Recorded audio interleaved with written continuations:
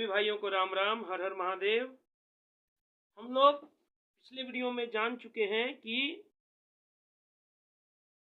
राम जी का माता सीता के साथ विवाह हुआ और भी तीनों भाइयों का तीनों राजकुमारियों के साथ विवाह हुआ और वे सभी अयोध्यापुरी में आए और सुखपूर्वक रहने लगे। राजा दशरथ बहुत प्रसन्न थे। अब राजा दशरथ के मन में यह इच्छा हुई कि अब मैं वृद्ध हो चुका हूं तो अपना पद, युवराज पद राम को दे दूं, क्योंकि वो राम जी से बहुत प्रेम करते थे और वे बूढ़े भी हो गए थे। उन्होंने अपने सभी सभासदों को बुलाया और राज्यसभा में उन्होंने सारी अपनी इच्छाएं सभी सभासदों से जब कहीं कि मैं राम को युवराज पद पर अभिषिक्त करना चाहता हूं, तो राम तो महाराजा दशरथ के लिए प्रिय थे ही, साथ ही साथ पूरे प्रजा वर्ग में भी वे बहुत प्रिय थे, बहुत लोकप्रिय थे। इसलिए सभी इस प्रस्ताव से बहुत प्रसन्न हो गए और सबने समर्थन दे दिया। राम जी को बुलाया गया और राम जी को युवराज पद पर अभिषिक्त करने की घोषणा हुई। राम जी तो करुणा निधान है, अंतर्यामी है, सब जानने वाले थे, तो इसीलिए उन्होंने राजकुमार भरत को युवराज पद पर अभिषिक्त करने की भी बात कही, लेकिन सभी सभासदों ने और राजा दशरथ ने राम को युवराज पद के योग्य माना और उनकी युवराज पद पर अभिषिक्त करने की घोषणा हो गई। और यह सूचना जब सभी प्रजा वर्ग ने सुना तो पूरे राज्य में ढोल नगाड़े बजने लगे, खुशियां मनाई जाने लगी। जब मंथरा छत पर चढ़ती है, अट्टालिका पर चढ़ती है, जब देखती है कि इतना पूरे नगर में धूम क्यों मची हुई है, इतना जश्न, खुशी क्यों मन रही है, तो उसने अगल बगल की स्त्रियों से जब पूछा तो उसे पता हुआ कि राम का राज्याभिषेक होने जा रहा है, युवराज पद मिलने वाला है। इससे वो बहुत झल्ला जाती है और आकर के जब यह कैकेयी से बात कहती है तो कैकेयी बहुत प्रसन्न हो जाती है, क्योंकि माता कैकेयी भी राम जी से बहुत प्रेम करते थे। लेकिन मंथरा उसका कान भरना शुरू कर देती है और भरत के लिए भय पैदा कर देती है कि यदि राजा राम बन जाएंगे तो भरत के लिए जीवन कष्टकारी हो जाएगा, और बहुत उनका कान भरती है, जिससे माता कैकेयी आग बबूला हो जाती है और वह कहती है कि इस समस्या का क्या समाधान है। तब मंथरा उनके पुराने वृतांत को सुनाती है कि हम तुम्हें वही बात बताएंगे जो तुमने हमें बता रखी हो कि देवासुर संग्राम में जब राजा दशरथ हारने लगे और उनके जीवन पर बात आ गई तो आपने उनकी रक्षा की थी। तब राजा दशरथ आपसे प्रसन्न होकर के आपको 2 वरदान दिए थे कि तुम जो वरदान मांगोगी हम दे देंगे। तो आपने उस समय कहा था कि जब आवश्यकता होगी तो हम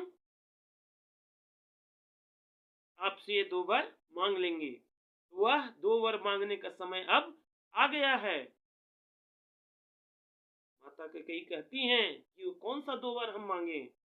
मंथरा कहती है कि भरत के लिए राज्याभिषेक और राम के लिए 14 वर्ष का वनवास। कैकेयी कहती है कि राम के लिए 14 वर्ष का वनवास क्यों? मंथरा कहती है कि राम पूरे राज्य में लोकप्रिय हैं। जब तक राम अयोध्या में रहेंगे, अयोध्या की प्रजा भरत को कभी राजा स्वीकार नहीं करेगी। इसीलिए राम को वनवास भेजना अत्यंत आवश्यक है। जब इस तरह से मंथरा ने कैकेयी का कान भर दिया तो कैकेयी कोप भवन में श्रृंगारहीन होकर के वहां पर चली गई और धरती पर लेट गई। और यह सूचना मंथरा जाकर के राजा दशरथ को कह दी। राजा दशरथ जब आए तो वह चिंतित हो गए कि आखिर क्यों यह कोप भवन में आ गई, और बहुत समझा करके उसको फिर से श्रृंगार करने के लिए माता कैकेयी को कहते हैं। माता कैकेयी यह शर्त रख देती हैं कि हम जो कहेंगे वो आपको देना पड़ेगा। और महाराजा दशरथ उन्हें वचन दे देते हैं कि तुम जो कहोगी वो हम करेंगे। माता कैकेयी फिर से श्रृंगार कर लेती हैं और वही 2 वर मांगती हैं कि जो आपने हमें जो 2 वर देने के लिए कह रखा है, वह 2 वर मांगने का समय अब आ गया है। राजा दशरथ कहते हैं कि 2 वर क्या, तुमको उस समय और भी वर देना चाहिए था, लेकिन मैंने कंजूसी कर दी थी। कैकेयी कहते हैं कि नहीं नहीं, मेरे लिए 2 ही वर पर्याप्त है। राजा दशरथ कहते हैं कि वो 2 वर क्या तुम चाहती हो? जो तुम कहोगी हम तुम्हें अवश्य देंगे। तब माता कैकेयी कहती हैं कि राम के लिए 14 वर्ष का वनवास और भरत के लिए राज्याभिषेक। यह सुनते ही राजा दशरथ अचेत होकर के गिर जाते हैं। बार बार उन्हें मूर्छा आने लगता है और जब होश आया तो वे माता कैकेयी को धिक्कारने लगते हैं। वह यह भी कहते हैं कि मैं भरत के लिए राज्याभिषेक करने के लिए तैयार हूं, लेकिन राम को वन मत भेजो, क्योंकि राम मेरा जीवन है। राम यदि वनवास जाएगा तो मेरी मृत्यु निश्चित है। लेकिन कैकेयी कुछ भी नहीं सुनती है, क्योंकि मंथरा उनका पूरी तरह से कान भर चुकी होती है। उसके बाद में सुमंत्र आते हैं, गुरुवर वशिष्ठ आते हैं। सुमंत्र राजा दशरथ के मंत्री थे, सभी कैकेयी को समझाते हैं, लेकिन वो किसी की भी बात नहीं सुनते हैं।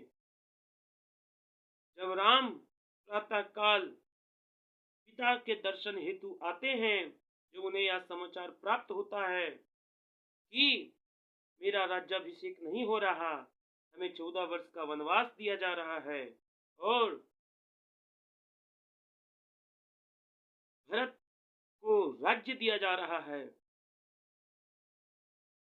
और यह बात पिता महाराज वचन दे चुके हैं और वे हमसे एक कहना भी नहीं चाहते, क्योंकि राम उनके लिए अत्यंत प्रिय हैं। राजा दशरथ असमंजस में पड़ गए थे। वो सभासदों के बीच में भी यह शपथ ले चुके थे कि राजा राम बनाए जाएंगे, और कैकेयी को भी वचन दे दिए थे कि जो तुम कहोगी हम पूरी करेंगे। और इससे वे धर्म संकट में पड़ चुके थे। तो धर्म की रक्षा हेतु, अपने पिता के वचन की रक्षा हेतु राम जी वनवास जाना स्वीकार कर लेते हैं। और राम, लक्ष्मण और सीता जब यह बात अपने पत्नी सीता को राम जी बताते हैं, तो माता सीता भी जाने के लिए उद्यत हो जाती हैं। बहुत समझाने पर भी वो नहीं मानती हैं। और जहाँ राम वहाँ लक्ष्मण तो साथ में जाते ही हैं। यह समाचार जब माता कौशल्या को प्राप्त होता है, सुमित्रा को प्राप्त होता है, वे भी अचेत होने लगते हैं। सबको राम जी बहुत समझाते हैं, सांत्वना देते हैं।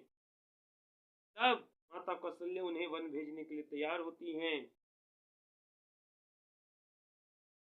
लेकिन फिर भी वह बार बार मना कर रही होती हैं। लेकिन धर्म की रक्षा हेतु राम जी स्वयं से वनवास को स्वीकार कर लेते हैं। और पिता के बार बार मना करने के बाद भी कि तुम मुझे बंदी बना लो, ऐसा राजा दशरथ राम जी से कहते हैं। लेकिन राम जी कहते हैं कि वह पुत्र कैसा जो पिता को बंदी बना करके राजा बने, उस पुत्र को धिक्कार है, ऐसा राज्य हमें नहीं चाहिए। और वे सुमंत्र के साथ में अपने पत्नी के साथ, अपने छोटे भाई लक्ष्मण के साथ वनवास के लिए रथ पर चढ़ करके प्रस्थान करते हैं। और सारी अयोध्या की प्रजा उनके पीछे पीछे चलती है। और बहुत दूर जाने पर तमसा नदी के किनारे वे सभी रात्रि निवास करते हैं। अयोध्या की प्रजा राम को छोड़ने के लिए तैयार नहीं थी, इसीलिए रात्रि के प्रहर में ही राम जी को उन राम जी उन प्रजा वर्ग को, अयोध्या के प्रजा जो साथ में उनके आए थे, उनको सोते हुए छोड़ करके जाना होता है। और वे सुमंत्र के साथ रथ पर बैठ करके वन की ओर प्रस्थान कर जाते हैं। अब आगे की कथा हम लोग आगे जानेंगे। सभी को जय सिया राम। हर हर महादेव।